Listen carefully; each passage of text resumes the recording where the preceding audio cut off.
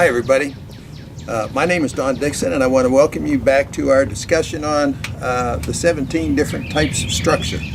Before we go further and talk about the final two different types of humps, I want to bring out a point that I didn't bring out earlier. I probably should have, but one of the things we have to remember when we're fishing humps or when we're interpreting humps, whether we want to fish them or not, and that is that fish will not go downhill to get shallower. Instinctively, that makes no sense to a fish. So as we talk and think in terms of humps, we always got to keep that in mind. A fish will not go downhill to get shallower. So let's just say I'm fishing a shallow water hump. I'm going to be sitting on the off side of that hump, pitching towards deep water. If I'm out in the middle of the lake in a mid-lake hump and the deep water hole is over here, I'm not going to be sitting here and casting that way. I'm going to be sitting back here off the back end, or what I call the offside of that structure, because there's no fish on the backside. If the fish come out of the deep water and move up that hump, they're not going to go down the backside. So that's where I park my boat and throw to the business side of the structure, which is to the deep side, of course, to the sanctuary side. So keep that in mind. Fish will never ever go downhill to get shallower. It doesn't make any sense to them. So with that being said, I want to move on. We had already established now our three main types of pure humps. But now we're going to introduce two other hump-like structures that in the purest sense aren't humps. The first one is a saddle. It is in fact very hump-like. And for the most part, it occurs in deep water. But it only has deep water on two sides, not all four sides. Normally, when you find these saddles, it's where you have two deep bodies of water in a natural glacier lake, two deep bodies of water coming close together. The high area in between those two deep bodies of water is a saddle.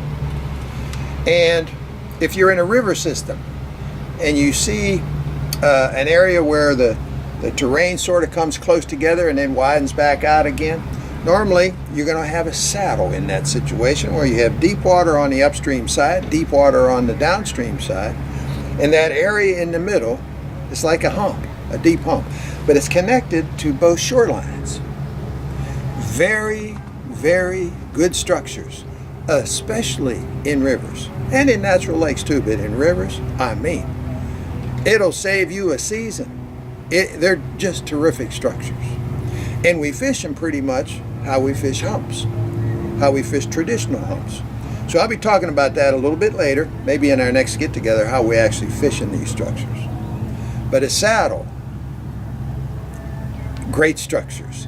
And keep in mind, deep water on two sides, not on four sides. All right, now the last structure situation that fits into this category is what we call a delta condition. And this bottom feature is in fact very hump-like, but it only has deep water on one side. Remember, we started talking, we had deep water on all four sides and so on and so forth, but a delta condition only has deep water on one side. Now this delta condition occurs in flatland reservoirs and in some lowland reservoirs, mainly a lowland 2 reservoir.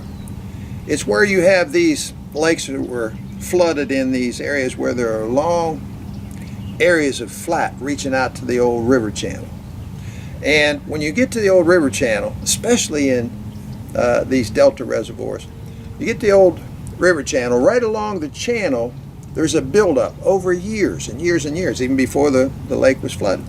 There's a buildup along the edge of a river channel, and this buildup is rather hump-like in appearance, and it's breaking off into the river channel.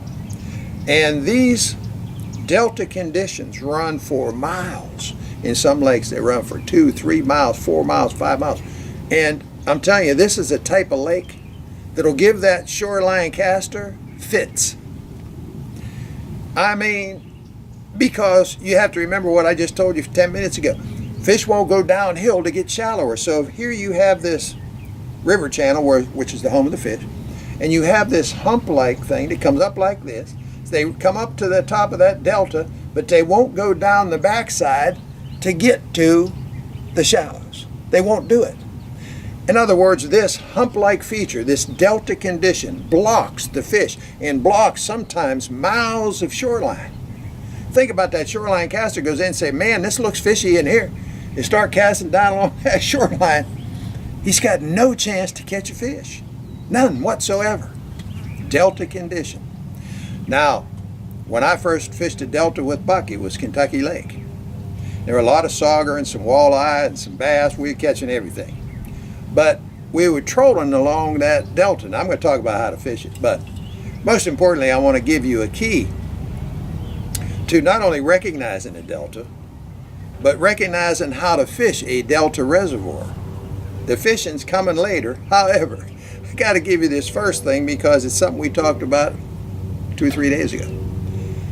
Side feeder stream cut comes down, cuts through that flat, and ends up hitting that main river channel.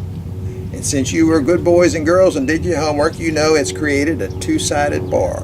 And it's created a route that the fish have. Remember, we're talking about for any structure to produce, it must lead all the way. And in a delta condition, if the top of that delta is 14 feet, that's not the shallows. So they have to have a route, and that route will always, almost always, 99.999% of the time, it's going to be where a side feeder stream come down off that hill, cut through that flat, and met that main river channel, giving them a route to the shallows. The end of that two-sided bar is going to be your contact point, just like in that flatland reservoir stuff we talked about last week.